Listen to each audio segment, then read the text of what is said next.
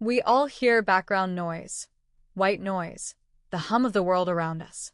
But what if the static in your head started talking back? Noah had always lived with a faint buzzing in his ears. Doctors called it tinnitus, a minor condition. Annoying but harmless. Until the day the static whispered his name. It was faint at first. A crackle, a hush, and then his name, buried deep in the sound. He froze, heart hammering. Maybe he was imagining things. Maybe he was overtired. But then it happened again. Noah. He turned off the TV, unplugged the speakers. The apartment sat in silence.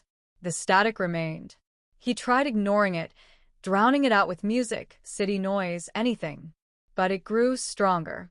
The whispers turned into full sentences, eerie, disjointed fragments. Warnings. Don't look at the clock. The man in your mirror isn't you. You forgot something important. His skin crawled. The worst part?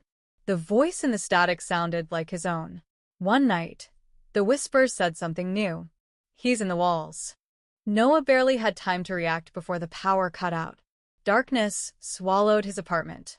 The static roared, no longer a whisper but a deafening chorus of his own voice, screaming. His phone screen flickered to life, flashing images, his bedroom, his hallway, his living room. Each frame showed a shadow standing just out of reach.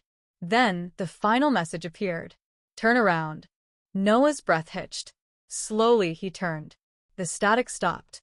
Behind him, his bedroom mirror reflected an empty room. But Noah was no longer in it.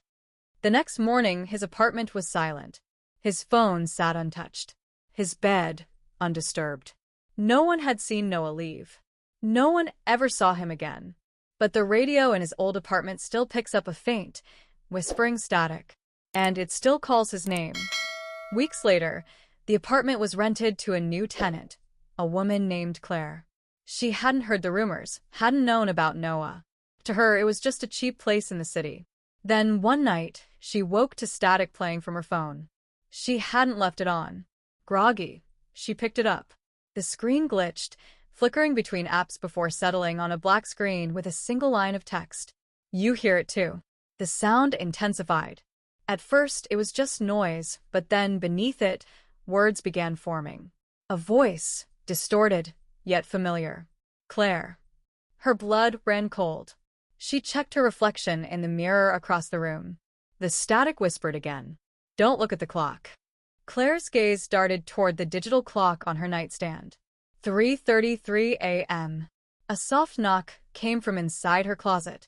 The static in her head grew louder. Some noises should never be heard.